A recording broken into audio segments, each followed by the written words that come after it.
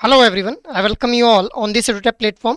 सो guys, आज की session में हम लोग बात करेंगे प्रोडक्ट डेवलपमेंट प्रोसेस के पार्ट नंबर 3 के बारे में।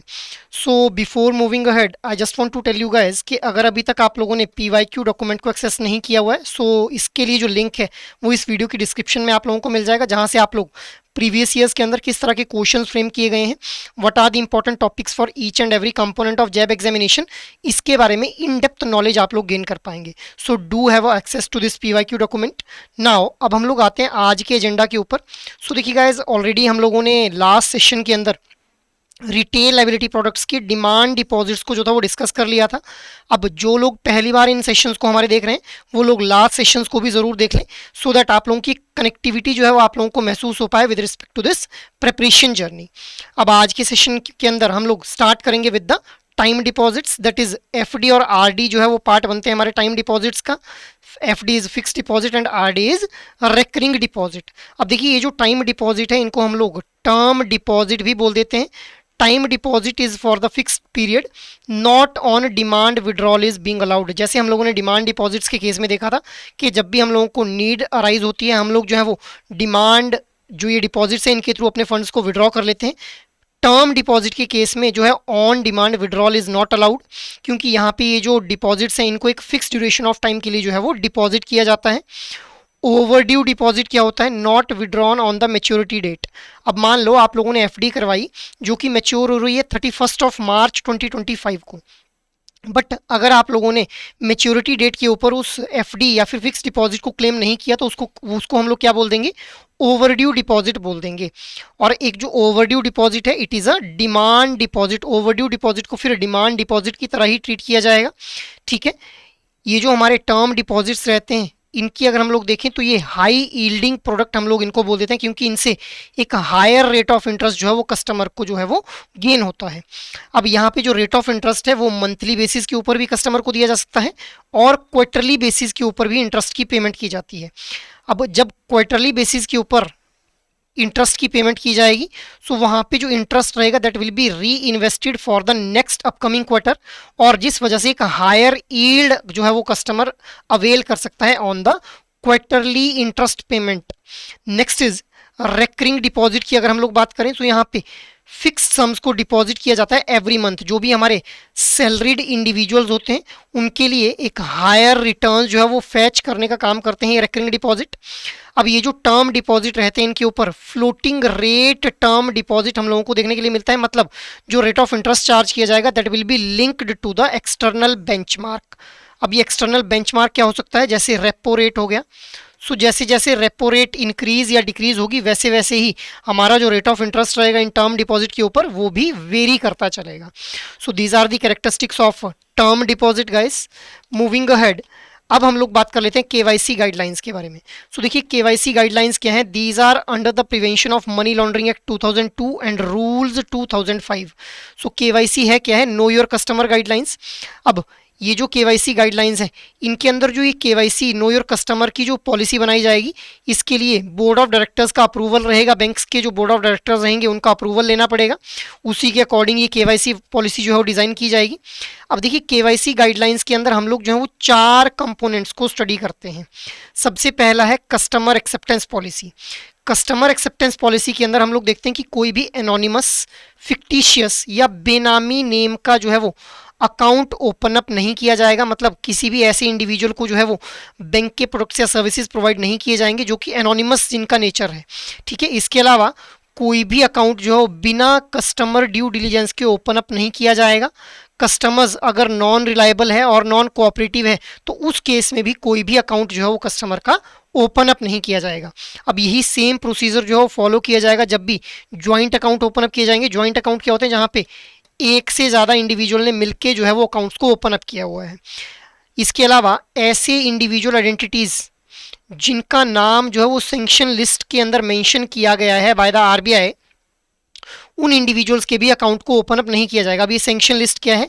जो भी कुछ इंडिविजुअल्स रहते हैं जो कि फ्यूजिटिव इकोनॉमिक ऑफेंडर्स रहते हैं या फिर किसी और तरह की जो फ्रॉडुलेंट एक्टिविटीज़ हैं उनके अंदर इन्वॉल्व रहते हैं, ऐसे इंडिविजुअल्स की एक लिस्ट जो है वो ये आरबीआई के द्वारा सर्कुलेट की जाती है। तो जो भी इंडिविजुअल्स इस लिस्ट का पार्ट बनेंगे उनका भी कोई भी अकाउंट जो है वो ओपन अप नहीं किया जाएगा under the KYC guidelines of this customer acceptance policy component. Next is risk management. अब देखिए रिस्क मैनेजमेंट के लिए कस्टमर्स को जो है कैटेगराइज किया जाता है into low, medium and high risk category. अब ये जो रिस्क मैनेजमेंट है यहाँ पे जो एक बैंक है वो एक इंश्योर कर रहा है कि भाई जो इंडिविजुअल कस्टमर्स हैं वो किसी भी तरह की फ्रॉडुलेंट एक्टिविटीज़ के अंदर जो है वो इन्वॉल्व ना हो। अब यहाँ पे किन पैरामीटर्स के ऊपर जो है वो कस्टमर्स को कैटेगराइज किया जाता है, सेग्रीगेट किया जाता है? On the customers identity, social and financial status, nature of business activity. अब ये जो हम लोग यहाँ पे कैटेगराइजेशन कर रहे हैं लो रिस्क, मीडियम रिस्क और हाई रिस्क कस्टमर्स की, ये हम लोग कर रहे हैं कि कितना जो है वो हम लोगों को रिस्क इन्वॉल्व देखने के लिए मिलेगा with respect to the activities of fraud and economic fugitive offenders. मतलब जो भी फ्रॉडुलेंट एक्टिविटीज़ हैं या फिर कोई एंटी मनी लॉन्ड्रिंग एक्टिविटीज़ हैं उनके अंदर कहीं कोई इंडिविजुअल कस्टमर इन्वॉल्व तो नहीं है, उसके या पहले तो नहीं इन्वॉल्व रहा हुआ है। इसी के बेसिस पे हम लोग जो है वो क्या करते हैं, इसी चीज़ को ट्रैक करने के लिए कस्टमर्स को लो, मीडियम और हाई रिस्क के अंदर जो है वो कैटेगराइज किया जाता है। मूविंग अहेड, अब हम लोग बात कर लेते हैं कस्टमर आइडेंटिफिकेशन प्रोसीजर के बारे में। सो देखिए गाइज, ये जो कस्टमर आइडेंटिफिकेशन प्रोसीजर है इसको आउटसोर्स नहीं किया जा सकता है। कस्टमर का जो आइडेंटिफिकेशन के डिसीजंस लेने हैं इस प्रोसेस को जो है वो आउटसोर्स नहीं किया जा सकता है। आउटसोर्सिंग का मतलब क्या है कि भाई किसी थर्ड पार्टी को जो है वो इस टास्क को परफॉर्म करने के लिए नहीं दिया जा सकता है। अब जब भी कस्टमर आइडेंटिफिकेशन प्रोसीजर जो है वो फॉलो किया जा रहा होगा तो उस केस में कोई भी एडिशनल ओवीडी रिक्वायर्ड नहीं रहेगा। ओवीडी क्या है? Officially valid documents. Officially valid documents का पार्ट क्या बनते हैं? Passport, driving licence, voter ID card, job card, Aadhaar card, letter which is being issued by the national population register. So these all documents becomes the part of officially valid documents. इनके अलावा कोई official document जो है वो हम लोगों को required नहीं रहेगा, ठीक है, during the KYC guidelines. Moving ahead, अब अगर इंडिविजुअल्स के पास ये जो ओवीडीज हैं, ऑफिशियली वैलिड डॉक्यूमेंट्स हैं, इनके ऊपर जो एड्रेस है वो अपडेटेड नहीं है। फॉर एग्जांपल एक इंडिविजुअल कस्टमर की ट्रांसफर हो गई है from the one city to another city, तो उसके ऊपर जो उसका जो ओवीडी है उसके ऊपर उसका अपडेटेड एड्रेस नहीं रहेगा। तो उस केस में यूटिलिटी बिल्स, म्यूनिसिपल टैक्स की रिसीट्स, पेंशन या फिर family PPO, letter of allotment of accommodation from the employer, इन डॉक्यूमेंट्स को जो है वो सबमिट किया जाएगा। बट जो ऑफिशियली वैलिड डॉक्यूमेंट है with the updated address that need to be submitted within the 3 months of submitting the above documents, मतलब जो भी ये डॉक्यूमेंट्स हैं इनको सबमिट करने के 3 महीने के बाद जो ऑफिशियली वैलिड डॉक्यूमेंट है उनको सबमिट करना पड़ेगा विद द अपडेटेड एड्रेस, ठीक है। मूविंग अहेड, अब हम लोग बात कर लेते हैं पैन और आधार के बारे में। सो देखिए, prevention of money laundering act के अंदर अमेंडमेंट होती है 2017 के अंदर, जहाँ पे आधार नंबर और ये जो परमानेंट अकाउंट नंबर है इनको मैंडेटरी डॉक्यूमेंट बना दिया जाता है for the customer identification procedure. अब अगर किसी इंडिविजुअल के पास आधार मतलब पैन कार्ड नहीं है, परमानेंट अकाउंट नंबर नहीं है, तो उस केस में उस इंडिविजुअल से जो है वो डिक्लेरेशन लिया जाएगा ऑन द फॉर्म 60 इटसेल्फ। अब यहाँ पे हम लोगों को कुछ एक्सेप्शंस देखने के लिए मिलती हैं गाइस। सबसे पहले क्या है कि भी देखिए रूल 114B के अकॉर्डिंग अगर जो टाइम डिपॉजिट है उसका अमाउंट 50,000 से कम है या फिर BSBDA अकाउंट ओपन अप किया जा रहा है तो उस केस में परमानेंट अकाउंट नंबर की जो रिक्वायरमेंट है वो नहीं रहेगी एज ए मैंडेटरी डॉक्यूमेंट। इसके अलावा अगर जो ये कैश डिपॉजिट है ये 50,000 से ज़्यादा है तो उस केस में PAN card will be required guys. So ये हम लोगों ने देखा पैन और आधार को किस तरह से जो था वो मैंडेटरी डॉक्यूमेंट बनाया गया for this customer identification procedure. Moving ahead, अब देखिए यहाँ पे लास्ट जो हमारा ये पॉइंट रहता है, लास्ट कंपोनेंट रहता है that is monitoring of transactions. अब देखिए ये जो इंडिविजुअल कस्टमर्स जिनके हम लोगों ने जो है वो अकाउंट ओपन अप करने हैं, इनके द्वारा जो ट्रांजैक्शंस की जाएंगी इन अकाउंट्स के थ्रू उनकी मॉनिटरिंग भी जो है वो पार्ट बनती है केवाईसी गाइडलाइंस के। कहीं ऐसे तो नहीं है कि कहीं इलिसिट मनी ट्रैफिकिंग के अंदर जो है वो इन ट्रांजैक्शंस के थ्रू जो है वो पैसा जो है वो भेजा जा रहा है या फिर किसी और मनी लॉन्ड्रिंग की एक्टिविटी के अंदर इन अकाउंट्स का जो है वो यूज़ किया जा रहा है। सो इन सारे ट्रांजैक्शंस को जो है वो मॉनिटर किया जाएगा under the KYC guidelines guys. Moving ahead, अब हम लोग बात कर लेते हैं सेंट्रल केवाईसी रिकॉर्ड रजिस्ट्री के बारे में।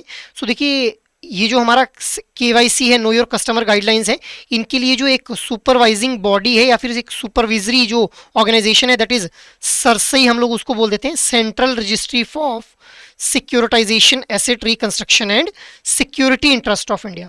अब जो भी शेड्यूल्ड कमर्शियल बैंक्स हैं those need to upload their KYC data relating to all the accounts जो भी 1 जनवरी 2017 के बाद जो है वो ओपन अप किए गए हैं। अब हम लोगों को देखने को मिलता है कि बैंक से जो है वो लगातार हम लोगों को जो है वो मैसेजेस कन्वे किए जाते हैं कि भाई अपना केवाईसी अपडेट करवा लीजिए। सो ये जो केवाईसी है इसकी अपडेशन हम लोग देख पाते हैं कि जो हाई रिस्क कस्टमर्स होते हैं जिन जो या तो किसी ना किसी फ्रॉडुलेंट एक्टिविटी में पहले इन्वॉल्व रहे हैं या फिर उनके ऊपर बैंक को डाउट है कि ये फ्रॉडुलेंट एक्टिविटी में इन्वॉल्व हो सकते हैं, उनकी जो केवाईसी है उसको हर 2 साल में जो है वो एक बार अपडेट किया जाएगा। मीडियम रिस्क कस्टमर्स के लिए जो ये अपडेशन का पीरियड रखा गया है it is 1 in 8 years and low risk customers के लिए 1 in 10 years जो है वो केवाईसी की अपडेशन का पीरियड रखा गया है। अब केवाईसी फॉर्म के अंदर क्या क्या डिटेल्स रहती हैं, नेम और एड्रेस रहता है कस्टमर्स का, डिटेल्स रहती हैं उसकी फैमिली के रिगार्डिंग, उसके फादर, स्पाउस, सन या फिर डॉटर, किस तरह का अकाउंट वो ओपन अप किया जा रहा है, age, occupation, educational qualification, nationality, इसके अलावा telephone, credit card, annual income, detail of passport. तो इस तरह से जो है ये केवाईसी फॉर्म के अंदर एक रेलेवेंट इन्फॉर्मेशन जो है वो कलेक्ट की जाती है from the customer, so that bank को ये श्योरिटी रहे कि भाई हम लोग जिस भी कस्टमर का अकाउंट ओपन अप कर रहे हैं वो किसी भी तरह की कोई भी फ्रॉडुलेंट एक्टिविटी के अंदर जो है वो इन्वॉल्व ना रहे। ठीक है, now try to answer this question guys, which of the following are the officially valid document for opening a bank account? Passport, Aadhaar card, job card under Manrega. Your options are 1 and 2 only, 2 and 3 only, 1 and 3 only, 1, 2 and 3 itself. So बताइए guys what should be the right answer? Try to answer this question in your comment box. Now अगर आप लोगों को किसी भी तरह की कोई गाइडेंस की ज़रूरत लगती है with respect to your JIB examination, so आप लोग जो है वो हमारे मास्टर कोर्स को जो है वो अवेल कर सकते हैं जहाँ पे चारों component that is IND-IFS, PPB, AFM और RBWM के लिए concept classes, live classes, short notes और टेस्ट सीरीज जो है वो आप लोगों को प्रोवाइड की जाएगी। आप लोग इस कोर्स को जब अवेल करेंगे तो you can use a code JAIB75 जिससे आप लोग जो है वो 75% का फ्लैट डिस्काउंट इस कोर्स के ऊपर अवेल कर पाएंगे। So you guys can have a look on this course and you can opt this course अगर आप लोगों को लगता है किसी भी तरह की आप लोगों को गाइडेंस की ज़रूरत है for your JIB examination. So that is all from my side for this particular session. I hope ये सेशंस आप लोगों को अच्छे लग रहे हैं। अगर एक्चुअल में ये सेशंस आप लोगों को पसंद आ रहे हैं तो इन सेशंस को आप लोग जो है वो लाइक, शेयर और सब्सक्राइब कर लीजिए। और अगर आपकी कोई भी क्वेरी है तो आप लोग मेल कर सकते हैं hello@edutap.co.in के ऊपर। जय हिंद।